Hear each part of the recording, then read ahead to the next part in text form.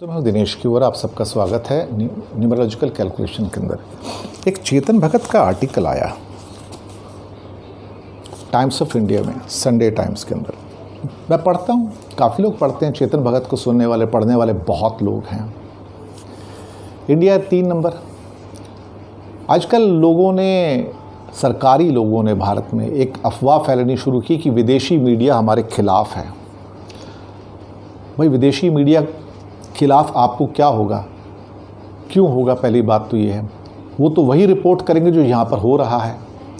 अगर आपको बर्दाश्त नहीं है तो कोई क्या कर सकता है। चेतन भगत ने बातें तो बहुत लिखी है, मैं यहाँ पे उनका आर्टिकल पढ़ने नहीं जा रहा हूँ, लेकिन उनकी 2 चीज़ मुझे बहुत स्ट्राइक की हैं।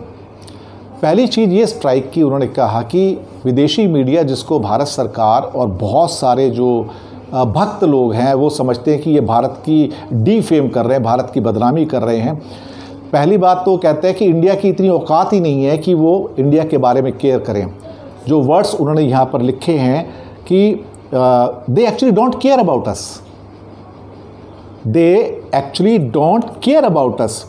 और एक शब्द और लिखा है साथ में कि डीप डाउन ये डेवलप्ड नेशंस, बड़े बड़े Britain, America, Canada, France, Germany, Japan, Australia, ये बड़े बड़े जो देश हैं, डीप डाउन जो वर्ड लिखे हैं आप यहाँ पर सुनिए, दे सी अस एज फूल्स। वो हमें बेवकूफ़ों की तरह ट्रीट करते हैं। वो समझते हैं कि हम बेवकूफ़ हैं और हमारी औकात बेवकूफ़ों से ज़्यादा कुछ नहीं है। अभी बहुत सारे लोगों को इन वर्ड्स के ऊपर एतराज़ हो सकता है कि चेतन भगत ने जो कहा है गलत कहा है, लेकिन ये सही बात है कि हमारी औकात कुछ नहीं है। अगर आपको लगता है आपकी औकात बहुत ज़्यादा है, तो जब आप बाहर जाते हैं, जैसे कि मैं ऑस्ट्रेलिया में गया था, तो इमिग्रेशन की लाइन के अंदर हमें अलग कर दिया जाता है और जो डेवलप्ड नेशन के लोग हैं, ब्रिटेन, फ्रांस के, जर्मनी के, जापान के, सिंगापुर या न्यूजीलैंड, अमेरिका, कनाडा, उनकी लाइन अलग होती है, हमारी लाइन अलग होती है।